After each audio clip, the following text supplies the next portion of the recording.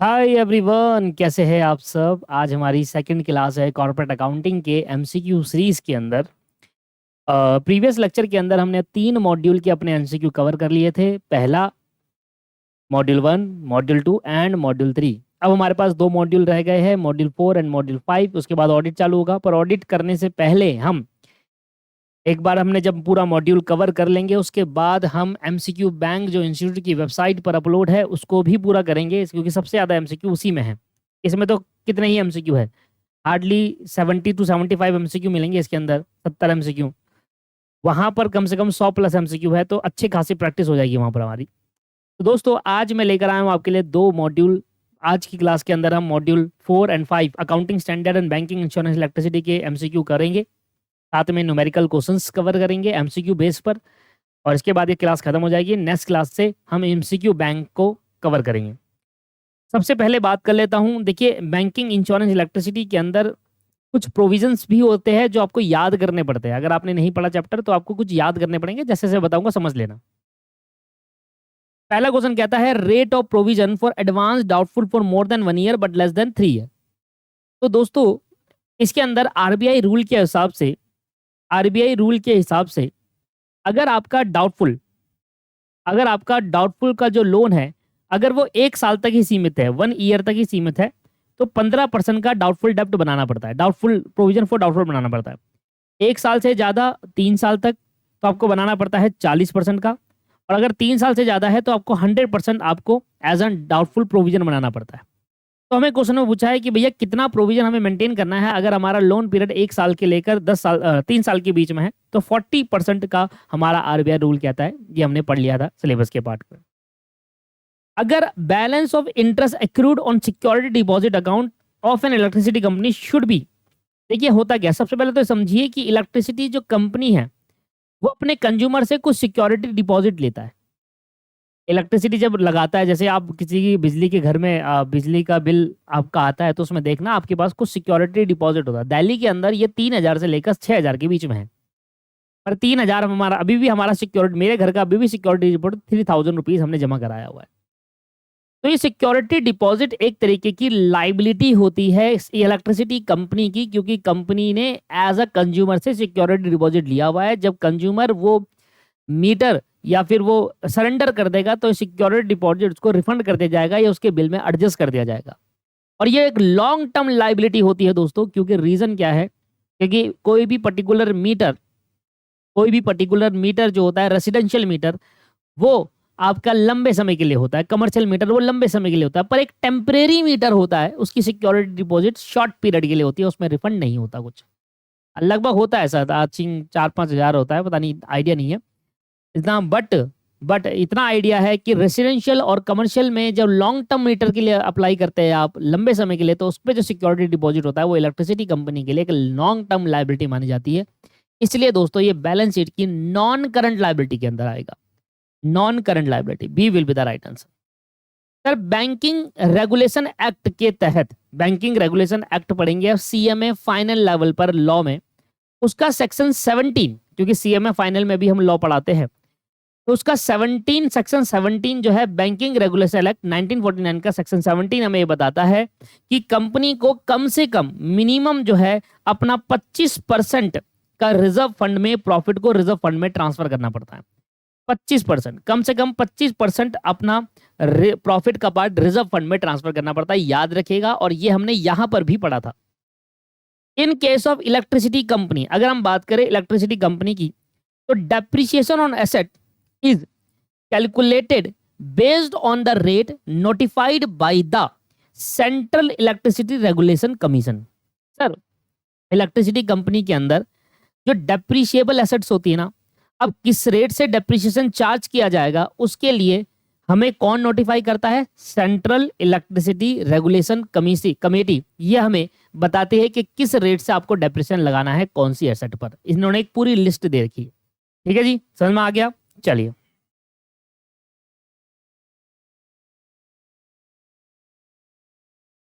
अब banking company, आगे बढ़ते हैं। अब banking company is required to maintain -% of provision for unsecured portion of doubtful डेब्ट। सिक्योर ही नहीं है वो, अनसिक्योर पोर्शन है।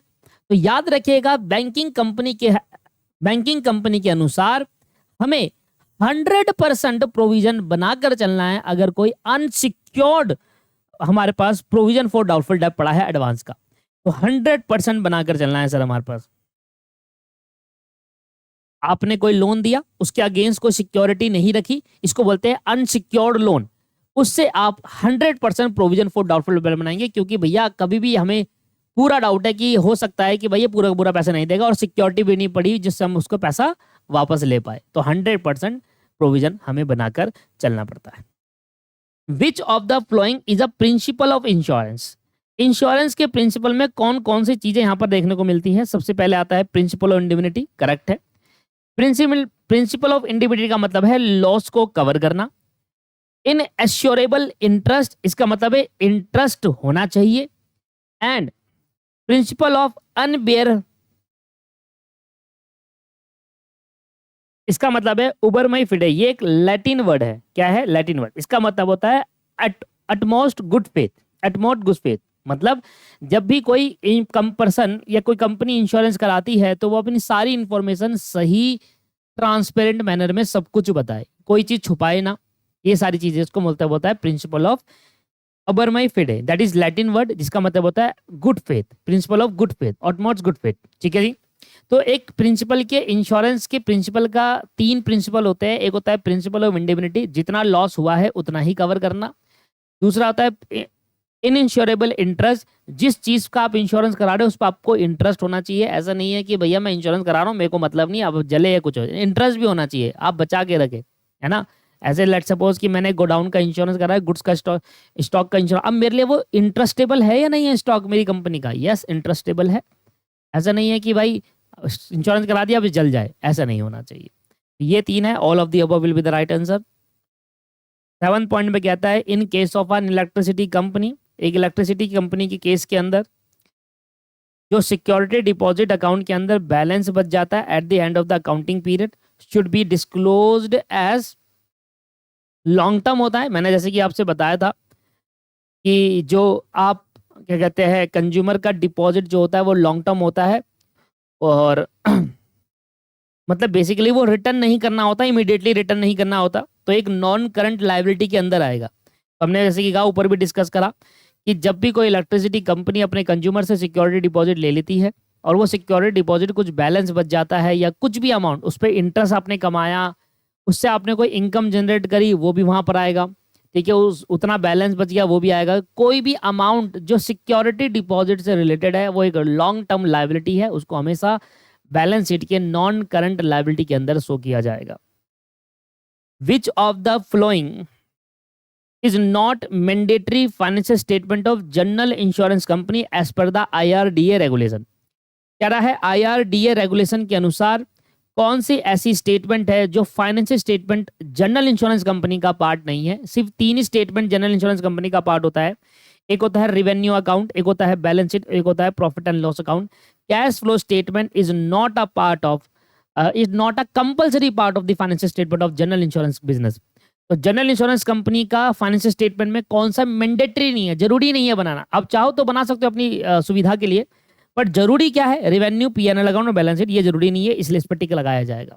ठीक है जी, ये तीनों तो जरूरी है। वो कह रहा है कौन सा जरूरी नहीं है वो आपको बताना है।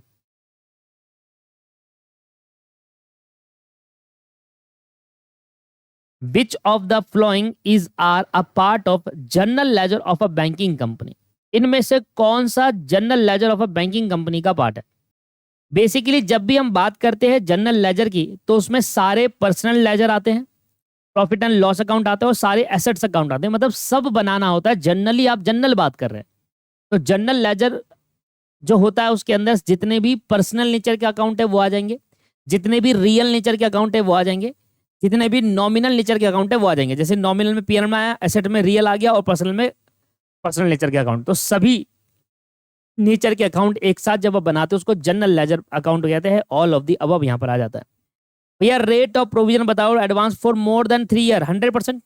अभी बताया था मैंने ऊपर आपको, 1 साल तक 15%, 1 साल से 3 साल के बीच में 40%, 3 साल से ऊपर 100%। लो जी, यहाँ पर ये समाप्त हो गया। अब आ जाते हैं न्यूमेरिकल एमसीक्यू क्वेश्चंस के अंदर ये देखो 2 क्वेश्चन हमें न्यूमेरिकल एमसीक्यू भी दे रखा है, इसको जल्दी से फटाफट करते हैं, आपका आंसर आ जाएगा, जल्दी खत्म हो जाएगा। मतलब क्वेश्चन कह रहा है डेट ऑफ बिल आपको दे रखी है 15/1/2023 को, 5 महीने का पीरियड आपको दे रखा है, रेट ऑफ डिस्काउंट आपको दे रखा है 8%। कैलकुलेट कह रहा है rebate on bill discount if accounting year and on 31/3/2022 को, अगर अकाउंटिंग ईयर खत्म होता है 2022 को और बिल जो इशू करा गया है वो 15 जनवरी 2023 को, मतलब 31 मार्च 2023 नहीं आना चाहिए था यहाँ पर।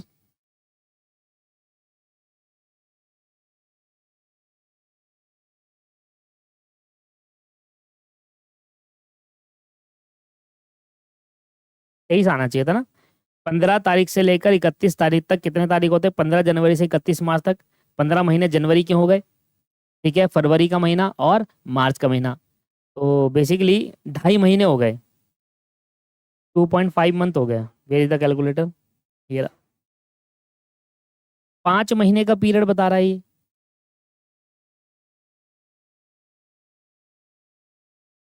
ओके ओके, समझ गया समझ गया।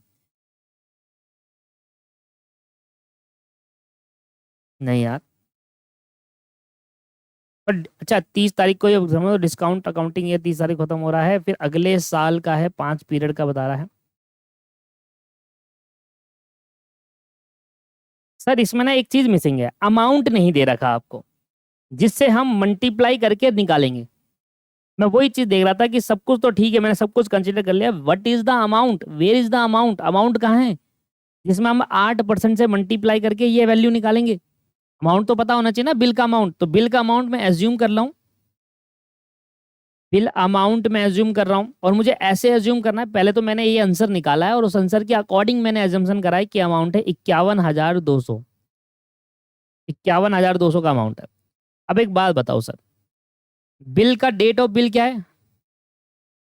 15 जनवरी 2023 का, ठीक है भाई। मैच्योरिटी कब होगी? 5 महीने बाद। 15 जनवरी से 5 महीने लगाओ, जनवरी फरवरी मार्च अप्रैल मई, मई को 5 महीने होता है क्योंकि 15 जनवरी से तो 15 जून तक जाएगा, तो 5 महीने की मैच्योरिटी होगी 15 जून 2023 को। अब अगर यहां से यहां तक देखोगे तो साल खत्म हो रहा है 31 मार्च 2023 को, और 15 जनवरी 2023 को बिल बनाया, यहां से यहां तक का तो साल खत्म हो गया। अब ये वाला जो पोर्शन है 15 जून तक, ये वो पोर्शन हो गया जो अनएक्सपायर्ड है, एक्सपायर्ड नहीं हुआ क्योंकि 31 मार्च को साल खत्म हुआ, तो 31 मार्च के बाद जितना भी हो वो अनएक्सपायर्ड है। अनएक्सपायर्ड पीरियड मतलब वो पीरियड एक्सपायर नहीं हुआ था, मतलब यहीं पर साल के एंड में ही आपने बिल का पेमेंट कर दिया, मतलब आपने कितने दिन पहले पे कर दिया, that is called unexpired period. वो पीरियड एक्सपायर नहीं हुआ था, उससे पहले ही मैंने पे कर दिया। रिबेट तो तब मिलती है जब आप प्रॉम्प्ट पेमेंट कर देते हो। तो अनएक्सपायर्ड पीरियड में कितने दिन आते हैं, मतलब कितनी जल्दी आपने पेमेंट करी, 31 मार्च से लेकर 15 जून तक, ठीक है। बेसिकली अप्रैल, अप्रैल के महीने में 30 दिन होते हैं, मई के महीने में आपके पास कितना हो जाएगा, 31 दिन, जून के महीने में 15 दिन, कितना हो गया भाई, 30, 31 और 15, यह आ जाएगा 76 डे। 76 डे का हमारे पास बेसिकली रिबेट तब दी जाती है दोस्तों जब कोई पर्टिकुलर पर्सन जल्दी पेमेंट कर देता है, ठीक है ना, रिबेट तब दी जाती है। और calculate rebate on bill discount का कॉन्सेप्ट बैंकिंग में भी पढ़ा है कि जब आप कोई बिल डिस्काउंट कराते हैं, तो कब आपने डिस्काउंट कब कराया, 31 मार्च 2023 को डिस्काउंट कराया, तो आपने कितने दिन पहले बिल को डिस्काउंट करा लिया, मतलब पेमेंट कर दी। आपने जो पेमेंट करी वो 76 दिन पहले कर दी, तो 76 दिन का जो है उसके हिसाब से रिबेट दी जाएगी। तो रिबेट कैसे कैलकुलेट होगा, rebate is equal to what is the amount of bill 51,200 जो मैंने अभी एज्यूम करा हुआ है according to the answer, answer के हिसाब से बनाया हुआ है मैंने। यह आ गया 8%, और 76 डे पहले आपने करा 365 में से, तो 365 दिन में 76 डे पहले आपने बिल डिस्काउंट करा लिया या रिबेट का आपको छूट मिला, तो 76 डे का आपको बेनिफिट मिल जाएगा। 51,200 का 8% मल्टीप्लाई बाय 76 डिवाइड बाय 365, यह आ जाएगा 852.86। इस तरीके से निकाला है दोस्तों। वैसे तो मैं क्वेश्चन कराता नहीं, पर क्योंकि मैंने आंसर के बेस पर क्वेश्चन को थोड़ा सा रेक्टिफाई कर दिया, तो आपका आंसर है 852.46। क्या है इसका आंसर? पहले का ये, ठीक है ना। आंसर के हिसाब से मैंने इसको थोड़ा सा मॉडिफाई कर दिया, चलेगा। If a loan is identified to be substandard advance with a secured exposure is 200 lakh and unsecured portion is 300 lakh, calculate the provision at applicable rate in case of banking company। देखिए, secured की बात करें तो 15% का rate है, और unsecured की बात करें तो वहां पर 20% का रेट है, ठीक है जी। तो बेसिकली अब आपको प्रोविजन मेंटेन करना है। तो अगर आपका सिक्योर्ड लोन है तो आप प्रोविजन मेंटेन करेंगे 15% का, और अगर वही चीज अनसिक्योर्ड पोर्शन है तो उसमें प्रोविजन मेंटेन करेंगे 20% का। तो भैया, तो टोटल आपको कितना प्रोविजन आपको मेंटेन करना है? तो भैया ये 200 लाख का 15% प्लस 300 लाख का 20%, इतना प्रोविजन आपको मेंटेन करके चलना है। 200 मल्टीप्लाई 15%, यह आ गया 30 लाख, और 300 मल्टीप्लाई बाय 20%, यह आ जाएगा 60 लाख। तो ओवरऑल 90 लाख का आपको प्रोविजन मेंटेन करना पड़ेगा for secure and unsecure loan and advances, that is called C 90 lakh. समझ में आ गया? जब तक आपको ये रेट याद नहीं होंगे तब तक आप नहीं कर पाएंगे एमसीक्यू। तो थोड़ा बहुत इसमें डिफिकल्टीज आ सकती है अगर रेट वगैरह आपको आइडिया नहीं हो तो। अब आ जाता हूं मैं डायरेक्टली आपके पास अकाउंटिंग स्टैंडर्ड्स पर। लो जी, चलो इसके अंदर कुछ अकाउंटिंग स्टैंडर्ड ज़्यादा दे रखे हैं, मज़ा आएगा। 12 ऊपर दे रखे हैं, 5 नीचे दे रखे हैं। चलो ये तो बढ़िया हुआ।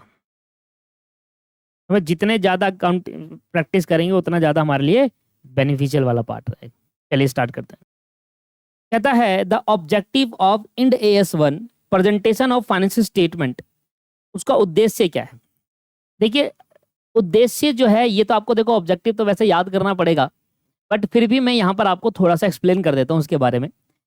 देखिए, एक इंड AS1 जो है हमारा, उसका मेन पर्पस है कि फाइनेंशियल स्टेटमेंट को कैसे प्रेजेंट करें, उसके रूल और स्ट्रक्चर क्लियर करना। जैसे कि जनरल पर्पस क्या होता है, सबसे पहला पर्पस है, जनरल पर्पस क्या है? फाइनेंशियल स्टेटमेंट को प्रेजेंट करना हमारा जनरल पर्पस है, क्योंकि इंड AS का नाम है प्रेजेंटेशन फाइनेंशियल स्टेटमेंट। तो जनरल पर्पस तो क्या है? फाइनेंशियल स्टेटमेंट को प्रेजेंट करना। उसके बाद set out overall requirement of presentation of financial. अब फाइनेंशियल स्टेटमेंट को प्रेजेंट करने के लिए ओवरऑल रिक्वायरमेंट क्या क्या है, इसका एग्जांपल मैं दे सकता हूं, जैसे कि balance sheet, P&L account and cash flow statement. कभी भी फाइनेंशियल स्टेटमेंट मेंटेन करोगे बिना 3 चीज के मेंटेन ही नहीं होगी। मतलब ओवरऑल रिक्वायरमेंट तो ये है, तो ये भी चाहिए ऑब्जेक्टिव के अंदर। और सर किस तरीके से आप अपनी फाइनेंशियल स्टेटमेंट मेंटेन करेंगे, what is the guidelines for financial statement, basically structure क्या होगा फाइनेंशियल स्टेटमेंट, ये भी चाहिए। तो ऑब्जेक्टिव के अंदर तीनों चीज कंसीडर हो रही है, इसलिए हम इसको ऑल ऑफ दी अबव कहेंगे। अगला कह रहा है an entity shall apply Ind AS, कौन सी ऐसी एंटिटी है जहां पर Ind AS Indian accounting standard 1 लगाया जाएगा? Preparing and presenting general purpose of financial in according with Indian accounting standard, या preparing and presentation financial statement general purpose of financial statement की बात होगी। अकाउंटिंग स्टैंडर्ड देखो दोनों में, पहले तो ये सबसे पहले देखो कि इन दोनों पॉइंट के अंदर इंडियन अकाउंटिंग स्टैंडर्ड की बात ही नहीं हुई है, सिर्फ अकाउंटिंग स्टैंडर्ड की बात हुई है। और जब हम इंड AS की बात होती है वहां अकाउंटिंग स्टैंडर्ड का रूल नहीं लगता है, इंडियन अकाउंटिंग स्टैंडर्ड का रूल लगता है। तो ये दो तो वैसे कट गए। अब इन दोनों के अंदर बात करेंगे तो एक में जनरल पर्पस लिखा और एक में कुछ नहीं लिखा। जनरल पर्पस का मतलब समझो। जनरल पर्पस का मतलब है जो भी हमारे यूजर्स है, अकाउंटिंग यूजर, जैसे कि इन्वेस्टर, बैंकर, हमारे एम्प्लॉय, क्रेडिटर, डेटर, ये सारे यूजर को उस अकाउंटिंग को यूजफुल हो, समझ में आए, पढ़ने में अंडरस्टैंडिंग वेबल हो, that is called general purpose. इसलिए वर्ड लगता है जनरल पर्पस, इसलिए ए वाला ठीक है। बी और सी और डी तो वैसे ही गलत है। इसमें गलती इसलिए क्योंकि वर्ड जनरल पर्पस ने लगाया, क्योंकि उसका मतलब ही यही है कि हमारे अकाउंटिंग यूजर को समझ में आए। कहता है इंड AS1 क्या कहता है? Presentation of financial statement apply to consolidate financial statement in according with Ind AS 110 और consolidate financial statement, separate financial statement in accordance with Ind AS 27, separate financial statement, both of the above या only A. देखिए, अब ये कह रहा है कि end AS1 जो है वो कहां पर अप्लाई किया जाता है। कंसोलिडेटेड फाइनेंशियल स्टेटमेंट का मतलब है जैसे कि टाटा ग्रुप, टाटा ग्रुप का एक कंसोलिडेटेड फाइनेंशियल स्टेटमेंट बनेगा जहां पर टाटा ग्रुप का ओवरऑल फाइनेंशियल स्टेटमेंट बताया जाएगा। इंडिविजुअली बनाया जाएगा। टाटा ग्रुप के अंदर बहुत सारी कंपनीज है, इंडिविजुअली बना देते हैं, सेपरेट फाइनेंशियल स्टेटमेंट बना सकते हैं और कंसोलिडेटेड फाइनेंशियल स्टेटमेंट बना सकते हैं। जब बहुत सारी एक कंपनी के बहुत सारी एंटिटीज होती है, उनका जब ग्रुप फाइनेंशियल स्टेटमेंट बनाया जाता है उसको कंसोलिडेटेड फाइनेंशियल स्टेटमेंट कहते हैं, और जब सेपरेटली फाइनेंशियल स्टेटमेंट बनाएगा तो separately financial statement.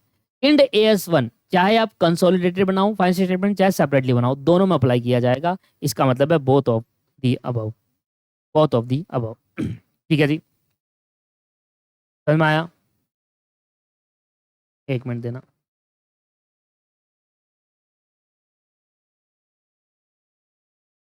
End AS2 की बात आती है। AS1 में 3 MCQ दिए। Inventory does not apply to financial instrument, biological asset, both the above A but not B. Sir Ind AS2 जो है वो इन्वेंट्री के बारे में बताता है और कुछ ऐसे चीज है जहां पर इंड AS2 अप्लाई नहीं होता। कौन कौन से? जैसे कि फाइनेंशियल स्टेटमेंट और बायोलॉजिकल एसेट। फाइनेंशियल इंस्ट्रूमेंट जो है, स्टेटमेंट कह रहा हूँ सॉरी, इंस्ट्रूमेंट, वो उस इंड AS2 फाइनेंशियल इंस्ट्रूमेंट में इसलिए नहीं लगता क्योंकि इसके लिए अलग से इंड AS 109 में बताया गया है। और बायोलॉजिकल एसेट पे इसलिए नहीं लगता क्योंकि इसके लिए भी अलग से इंड AS 41 में बताया गया है। तो सर इंड AS2 सिर्फ इन्वेंट्री पे लगेगा, फाइनेंशियल इंस्ट्रूमेंट और बायोलॉजिकल एसेट पे नहीं लगेगा क्योंकि इनके लिए सेपरेट AS है। इसके लिए है 109 और इसके लिए है इंड AS 41। तो बोथ अब ऊपर दिए गए दोनों के दोनों पे इंड AS2 अप्लाई नहीं किया जाएगा। Cost of inventory, cost of inventory की कॉस्ट के अंदर क्या चीज इंक्लूड नहीं होगी? Finance cost. फाइनेंस कॉस्ट थोड़ी होगी भाई। यार मैं किसी से लोन लेकर इन्वेंट्री खरीद रहा हूं और उस पर मैं ब्याज दे रहा हूं, क्या वो इन्वेंट्री की कॉस्ट में जोड़ दूंगा मैं? नहीं सर, फाइनेंस कॉस्ट कभी भी इन्वेंट्री की कॉस्ट के अंदर इंक्लूड नहीं की जाती। Which of the following cost are not exclude, इनमें से कौन सी कॉस्ट है जिनको हम एक्सक्लूड नहीं कर सकते, किसी भी हाल में उसको हटा नहीं सकते कॉस्ट ऑफ इन्वेंट्री में? Selling cost, administration cost, sir carries and freight inward, it is a part of inventory cost. ऊपर के कोई भी इन्वेंट्री कॉस्ट का पार्ट नहीं है भाई। मैं जब स्टॉक खरीद के लाऊंगा अपने सप्लायर से तो उसको लाने का खर्चा फैक्ट्री तक, it is a part of inventory cost, वो इन्वेंट्री कॉस्ट का पार्ट माना जाएगा। जैसे मशीन को खरीदने से लेकर लाने तक का खर्चा मशीन की कॉस्ट में ऐड होता है ना, ऐसे ही इन्वेंट्री को खरीदने से लेकर लाने तक का खर्चा कैरीज एंड फ्रेट इनवर्ड ये इन्वेंट्री कॉस्ट का पार्ट होता है। इसको आप एक्सक्लूड नहीं कर सकते, हटा ही नहीं सकते, इसको जोड़ना ही पड़ेगा आपको। Which of the following is an employee benefit, इसमें से कौन सा है जो एम्प्लॉय बेनिफिट है? Short term employee benefit, long term employment, termination benefit. Sir सारे हैं। शॉर्ट टर्म बेनिफिट आपके पास हो जाता है जैसे कि नॉर्मल आप सैलरी वगैरह दे रहे हैं, नॉर्मल ट्रैवलिंग अलाउंसेस दे रहे हैं। लॉन्ग टर्म बेनिफिट क्या हो जाता है? जैसे कि ग्रेजुटी PF दे रहे हैं। टर्मिनेशन बेनिफिट क्या होता है? लीव इनकैशमेंट हो गया, जब छोड़ के जा रहा है आपके पास। बहुत सारे टर्मिनेशन बेनिफिट होता है। ग्रेजुटी भी एक तरीके का टर्मिनेशन बेनिफिट, जब छोड़ के आएगा तो ग्रेजुटी आपको मिलेगी, है ना, ये सब चीजें। तो ऑल ऑफ द अबव, तीनों के तीनों ही एम्प्लॉय बेनिफिट के पार्ट है। Which of the following is not a part of other long term benefit, इनमें से कौन सा लॉन्ग टर्म बेनिफिट का पार्ट नहीं है? Is not a part of long term disability benefit, yes. Profit sharing and bonus, जब जब company profit कमाएगी जिंदगी भर एंड बोनस उसको मिला जाएगा, ठीक है।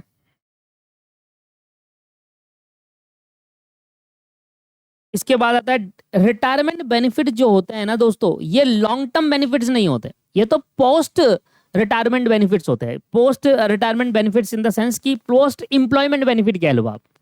भाई रिटायरमेंट बेनिफिट कौन से होते हैं? जब इंप्लॉय ही नहीं रहा, वो छोड़कर चला गया, अब उसको वो बेनिफिट मिलेगा ना सर। लॉन्ग टर्म बेनिफिट तो वो होते हैं जो एम्प्लॉय अभी एक्टिव एम्प्लॉय है, अभी काम कर रहा है, उसको लंबे समय के लिए क्या बेनिफिट मिलेंगे? अगर कोई उसका रेम्यूनरेशन डेफर्ड हो जाता है, कम रह जाता है, कम दिया जाता है, उसको वो दे देंगे। प्रॉफिट शेयरिंग या बोनस दिया जाएगा। अगर कोई कंपनी प्रॉफिट का हिस्सा कुछ दे रही है अपने एम्प्लॉय को, बोनस तो देती ही देती है। इसके बाद आपके पास अगर कोई डिसेबल हो जाता है तो लंबे समय के लिए उसको पैसा पे किया जाता है, हर साल हर महीने सैलरी पे की जाती है। पर retirement benefit is not a long term benefit, it is a post employment benefit. भाई ये पोस्ट इंप्लॉयमेंट बेनिफिट है, इंप्लॉयमेंट खत्म होने के बाद का बेनिफिट उसको है, इसलिए ये लॉन्ग टर्म बेनिफिट के अंदर नहीं आएगा, पोस्ट इंप्लॉयमेंट बेनिफिट के अंदर आएगा। शॉर्ट टर्म बेनिफिट के अंदर कौन कौन सी चीज इंक्लूड है? All of the above. इसमें क्या बताऊं मैं आपको? Wage, salary, employee contribution. Which of the following is defined contribution plan, इनमें से कौन सा है डिफाइंड कंट्रीब्यूशन प्लान? सर देखिए बड़ा सिंपल सा है, पहले डिफाइंड कंट्रीब्यूशन प्लान के बारे में समझे। डिफाइंड कंट्रीब्यूशन प्लान में एम्प्लॉय का एक फिक्स्ड कंट्रीब्यूशन होता है जो कि डिपेंड करता है फ्यूचर बेनिफिट पर, जो कि फ्यूचर बेनिफिट पर डिपेंड करता है इन्वेस्टमेंट रिजल्ट पर, कि जो आपने पैसा लगाया है, जो इन्वेस्टमेंट करा उसका रिजल्ट क्या है, उस पर डिपेंड करता है, पर एक फिक्स्ड कंट्रीब्यूशन होता है। इसके कई सारे बेनिफिट्स हैं, जैसे कि मल्टी एम्प्लॉयर प्लान, बहुत सारे एम्प्लॉय से रिलेटेड प्लान कंपनी निकालती है वो। स्टेट प्लान, जैसे कि स्टेट प्लान के अंदर कवर हो जाता है EPF, employee provident fund, ESI, ये स्टेट के थ्रू एम्प्लॉय स्टेट इंश्योरेंस है ना। इंश्योर्ड बेनिफिट जैसे कि LIC plan, life insurance corporation, medical insurance करा लेती है कंपनी, ये सब। तो ये सारे के सारे क्या है, डिफाइंड कंट्रीब्यूशन प्लान के अंदर कवर हो जाते हैं। Find out the cost of purchase from the flowing data, नीचे दिए गए डाटा से आपको कॉस्ट ऑफ परचेज कैलकुलेट करनी है। परचेज मैंने करा, मैंने बाहर से सामान खरीदा, मैंने बाहर यूएसए से सामान खरीदा 2,57,000 का, जिसमें इंडिया के अंदर आते मैंने कस्टम ड्यूटी पे करी, ये इसके अंदर जोड़ा जाएगा। और लाने को इंडिया के एयर फ्राइट दिया, मतलब एयर का फ्रेट दिया, किराया दिया, हवाई जहाज से लेकर आया, एरोप्लेन से, ये दिया। पर दोस्तों तभी भी penalty charges, over due payment का पेनल्टी, किसी भी तरीके की पेनल्टी कभी भी कॉस्ट ऑफ परचेज का पार्ट नहीं होता। Penalty is a abnormal loss, वो आपके खुद के कॉस्टिंग पीएल में, कॉस्टिंग पीएल कह रहा हूँ, वो फाइनेंशियल अकाउंट के अंदर आएगा, एज अ लॉस आएगा, है ना, एक एबनॉर्मल लॉस के तौर पर देखेंगे। ऐसा वो नहीं है कि नॉर्मल रिकरिंग नेचर का है, नहीं भाई, ये पेनल्टी जो है वो आपकी गलती है, आप अपना पर्सनल लॉस मानो, उसको कॉस्ट ऑफ परचेज में जोड़कर कस्टमर से चार्ज नहीं कर सकते आप। ठीक है जी। तो 2,57,000 प्लस 44,000 और 17,250, ये आपकी है 3,18,250।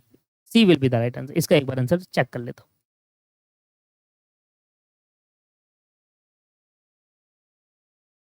11वें का सी, ठीक है।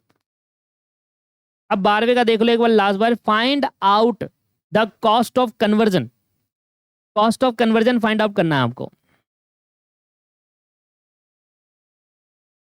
तो सबसे पहले आप ये समझिए कि कन्वर्जन कॉस्ट होती क्या है। जब आप रॉ मटेरियल से फिनिश गुड में जितना भी खर्चा करते हैं, it is a part of conversion cost. Raw material से फिनिश गुड बनाने में ये हो सकता है कि प्रोडक्शन के खर्चे हो सकते हैं, ये हो सकता है कि लेबर को वेजिस, रॉ मटेरियल खरीदने के खर्चे, है ना, ये सारी चीजें। पर किसी भी टाइप की पेनल्टी है, एबनॉर्मल कॉस्ट जो होती है, वो कन्वर्जन कॉस्ट का पार्ट नहीं होता। रीजन क्या है? रीजन ये है कि पेनल्टी और abnormal cost, penalty is also an abnormal cost, वो एबनॉर्मल जो नेचर के खर्चे होते हैं वो रेगुलर नेचर के नहीं होते, ये लगातार रोज रोज नहीं होंगे, वंस इन अ वाइल होते हैं, और इसका बर्डन सिर्फ और सिर्फ कंपनी पे पड़ता है, ना कि कस्टमर पे पड़ता है। तो कन्वर्जन कॉस्ट, अगर आपके कोई एबनॉर्मल लॉस हो जाता है तो आप उसको कस्टमर से चार्ज नहीं करते, यही हमें समय से सिखाया गया है। या क्योंकि ये वंस इन अ वाइल होंगे, हो सकता है कभी हो जाए, हो सकता है ना हो, है ना। तो एबनॉर्मल कॉस्ट को छोड़कर बाकी जितने भी आपकी कॉस्ट है वो आपकी कन्वर्जन कॉस्ट का पार्ट है। तो 87,000 प्लस 7,000 और भी बहुत कुछ होता है, पर इसके अंदर दो ही दे रखा है, हम दो ही जोड़ेंगे। 94,000 will be the right answer, A will be the right answer. 94,000 ए आपका आंसर सही है। लो ए इसका आंसर, ठीक है जी।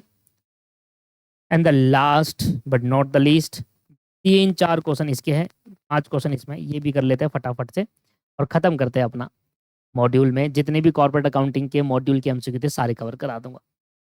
चलिए, कहता है the expected sale value of stock, हम हमें अनुमान लगा रहे हैं कि हमारा जो स्टॉक है उसकी जो सेल वैल्यू 20 लाख रुपए की बिक जाएगा, पर बेचने पे हमने एजेंट को हायर करा, उसको कमीशन दिया 10% का। तो अब हमारी नेट रिलाइजेबल वैल्यू क्या है? नेट रिलाइजेबल वैल्यू का मतलब होता है वो वैल्यू जो हमारे सारे खर्चे माइनस करने के बाद आ जाते हैं, जो सेल के सारे खर्चे माइनस करने के बाद आते हैं। ठीक है जी, एक मिनट कॉल आ गया था। ठीक है, तो एनआरवी निकालने के लिए हमें क्या करना होगा, जो भी हमारा सेल प्राइस है उसमें जितने भी खर्चे हुए 10% वो माइनस कर दो, तो 18 लाख रुपीज हमारे पास क्या आ जाएगा, एनआरवी आ जाएगा। ठीक है जी। एनआरवी निकालने के लिए आपके जितने भी सेलिंग है, जितने सेल जो आप स्टॉक कर रहे हो, स्टॉक में बनने का खर्चा, उस पर जितना भी टाइप का खर्चा और हटा दो, और जो बच जाएगा वो आपका नेट रिलाइजेबल वैल्यू, इतना अमाउंट हमारे पास नेट रिलाइज होता है। 1 अप्रैल 2022 को बी लिमिटेड ने 1200 ऑर्डिनरी शेयर खरीदे आउटस्टैंडिंग।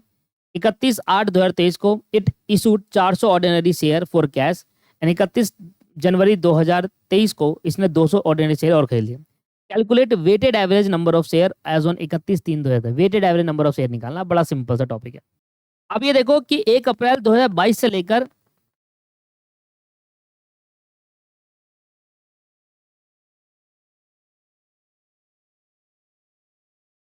400 ऑर्डिनरी शेयर कैश में इन्होंने इशू भी कर दिए हैं और फिर से इशू करें। 1200 इनके पास थे, 400 और इशू करे, फिर 200 और कहीं और से खरीदे। भाई कितने खरीदोगे? ऐसा समझो, 1 अप्रैल 2022 को, 31 मार्च 2023 को, 31 अगस्त 2022 को, और फिर 31/1/2023 को, 31 जनवरी 2023 को, और यहाँ साल खत्म होता है 31 मार्च 2024। ये 23 होगा ना? हाँ 23 होगा, 22 से चल रहा है। पहले तो 1200 शेयर रहे पूरे 12 महीने, ठीक है। फिर हमारे पास और क्या रहा? पहले 1200 शेयर रहे पूरे 12 महीने, 1200 शेयर 12 महीने के हिसाब से 14,400 शेयर रहे। फिर हमने और शेयर इशू करे 31 अगस्त को, 400 शेयर। अगस्त को ही करे ना, 31 तारीख को। हाँ, 31 अगस्त 2023, 22 होगा यार, ये गलत दे रखा है भाई। इस साल थोड़ी कर, अरे यहीं तक तो निकाल रहा हूँ, इसके बाद थोड़ी कर सकता हूँ। 2023 में 22 में होगा ना, तो 22 में है अगस्त, सितंबर, अक्टूबर, नवंबर, दिसंबर, जनवरी, फरवरी, मार्च, अप्रैल, मार्च, 7 महीने हो गए ये। तो 400 शेयर 7 महीने तक रहे, 2800 शेयर। फिर यहाँ पर 31 जनवरी है ये, 31 जनवरी 2023 को 200 शेयर फिर खरीद लिए। अब ये 200 शेयर कितने रहे? फरवरी मार्च 2 महीने, 400। तो टोटल ओवरऑल हमारे पास कितने शेयर है? 14,400, 2800 और 400, ये आ गया 17,600।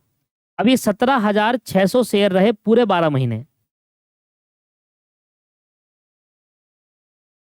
एक मिनट, 14,400, 2800 और 2 दूनी 400 है ना। पर हमने ये 400 शेयर ब्रॉड बैक करे हैं। ओहो, ये माइनस होगा भैया, ये ब्रॉड बैक करे हैं। देखो, 14,400 शेयर तो वो रहे आउटस्टैंडिंग वाले। फिर हमने इशू करे, जब शेयर इशू करेंगे तो हमारे शेयर इशू होंगे तो बाहर जाएंगे, मार्केट में पैसा आएगा। तो 400 शेयर 7 महीने के लिए इशू करे गए थे, 2800 रुपये ये हो गए, ठीक है। उसके बाद फिर जो बाहर से शेयर थे उसको हमने खरीद लिए, तो माइनस करूंगा ना, कम करूंगा ना, तो बाहर मार्केट में शेयर अब कम हो गए ना हमारे। पहले हमारे 1200 शेयर मार्केट में आउटस्टैंडिंग चल रहे थे, बाहर चल रहे थे। फिर हमने 400 शेयर और इशू करे, 1200 शेयर 12 महीने तक इशू हुए, 400 शेयर 7 महीने तक। फिर बाहर के शेयर हमने खरीद लिए, तो कम करूंगा ना सर, तो 200 शेयर 2 महीने तक खरीदे, तो मतलब 400 आ गया। तो ओवरऑल यहाँ पर आपके पास कितना आया? 14,400 प्लस 2800 और माइनस 400, ये पूरा 12 महीने रहा ऐसा रिस्पॉन्स। 16,800 डिवाइड बाई 12 करूंगा एवरेज निकालने के लिए, डिवाइड बाई 12 करा, 1,400 रुपये आपका यहाँ पर आ गया। बी आंसर देखो भाई इसका एक बार, दूसरे का बी आंसर, ठीक है। तीसरे का फेयर वैल्यू है right before issue, before right issue, right issue से पहले आपकी फेयर वैल्यू है की, और theoretical x right fair value है 18, कैलकुलेट राइट फैक्टर। भाई एक्स राइट फैक्टर निकालने का तरीका होता है, जो भी आपकी फेयर वैल्यू है उसमें x right fair value divide कर दो। तो 20 डिवाइड बाई 18 आपके पास आ जाएगा, 20 डिवाइड बाई 18 आ जाएगा 1.11। C will be the right, formula याद होना चाहिए बस। सैलरी पेबल पर डे आपको दे रखी है 1,000 रुपये, वर्किंग डे है 300, leave unutilize during the year 3 day, unutilize leave are not allowed to carry forward but settle through payment. Unutilize leave जो होगी कैरी फॉरवर्ड नहीं करा जाएगा, पेमेंट करके ही सेटल की जाएगी। What is the expense to be recognise as per Ind AS 19, Ind AS 19 के अनुसार कितना एक्सपेंस रिकॉग्नाइज करेंगे? तो इंड एस 19 कहता है कि भैया जितना आपने खर्चा केक करा वो तो आएगा ही आएगा। जैसे कि आपने 300 दिन वर्कर से काम करा, एक दिन के 1,000 रुपये दे रहे हो, तो 300 मल्टीप्लाई बाय 1,000 के हिसाब से आ जाएगा 3 लाख रुपए। 3 लाख का तो ये आएगा ही आएगा, इसको तो रिकॉर्ड करना ही करना है। पर वो खर्चा जो अनयूटिलाइज लीव है, इंड एस 19 कहता है कि जो अनयूटिलाइज लीव है अगर वो कैरी फॉरवर्ड नहीं हो रही और उसका पेमेंट आप अभी कर रहे हो, इमीडिएट बेसिस पर आपको पेमेंट करोगे तभी वो सेटल होगा, तो इसको शॉर्ट टर्म इंप्लॉय बेनिफिट कहा जाएगा।